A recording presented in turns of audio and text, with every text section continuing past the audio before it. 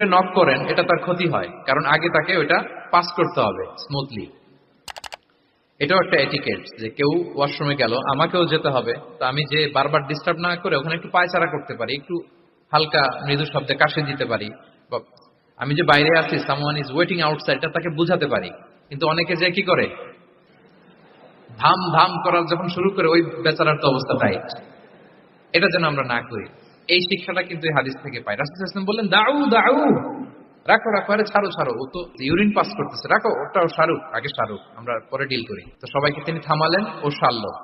এবার রাসূল সাল্লাল্লাহু আলাইহি ওয়াসাল্লাম বললেন, এবার তোমরা যে ওয়াহারিকু আলা বাউলিহি সাজলান মিন মা, যেহেতু মসজিদে নববীর ফ্লোর ছিল বালুর ফ্লোর, শুকিয়ে যাবে, বললেন যে ওর পেশাব করা জায়গার উপর এক বালতি পানি ঢেলে দাও। সাহাবারা দিল।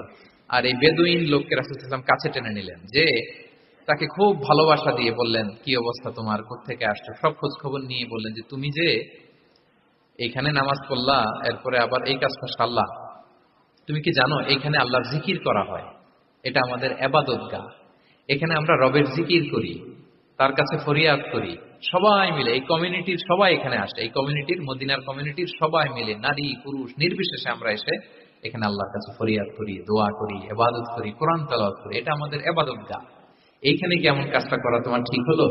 সে তো লজ্জায় কাছুমাছু হয়ে রাসূল সাল্লাল্লাহু আলাইহি ওয়াসাল্লামের কাছে ক্ষমা চাইছে। সুবহানাল্লাহি ওয়া বিহামদিহি। একটা কঠিন পরিস্থিতিকে ভালোবাসা দিয়ে রাসূল সাল্লাল্লাহু আলাইহি ওয়াসাল্লাম কোথায় নিয়ে যেতেন, এটাকে পুরো হিস্ট্রি পাল্টে দিতেন, সিনারিও পাল্টে দিতেন।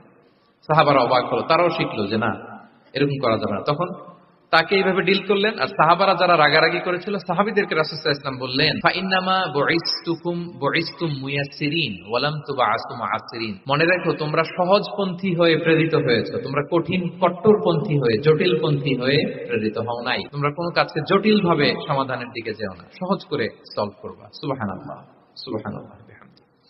তাহলে দেখেন, ভালোবাসা দিয়ে রাসূল সাল্লাল্লাহু আলাইহি ওয়াসাল্লাম ওই বেদুইনকে যেভাবে আদব শিক্ষা দিলেন, তার হৃদয় জয় করলেন, কঠোরতা দিয়ে পারা যেত?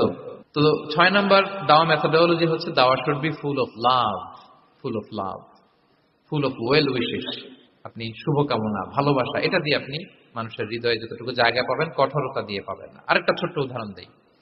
সুমামা ইবনে উসাল রাদিয়াল্লাহু তাআলা আনহু, উনি ইয়ামামার অধিপতি ছিলেন, অধিপতি। রাসূল সাল্লাল্লাহু আলাইহি ওয়াসাল্লামকে হত্যা করতে এসেছিলেন গোপনে। কি করতে? হত্যা করতে। কি করতে বলেন সবাই? হত্যা করার জন্য এসেছিলেন। কিন্তু দুর্ভাগ্যক্রমে হত্যা করতে এসে সে ধরা পড়ে গেছে সাহাবীদের হাতে, হত্যা করতে পারে নাই সুমামা ইবনে উসাল। তো সাহাবীরা তাকে ধরে মসজিদে নববীর পিলারের সাথে বেঁধে রাখলো, বেঁধে রাসূল সাল্লাল্লাহু আলাইহি ওয়াসাল্লামকে ডাকলো।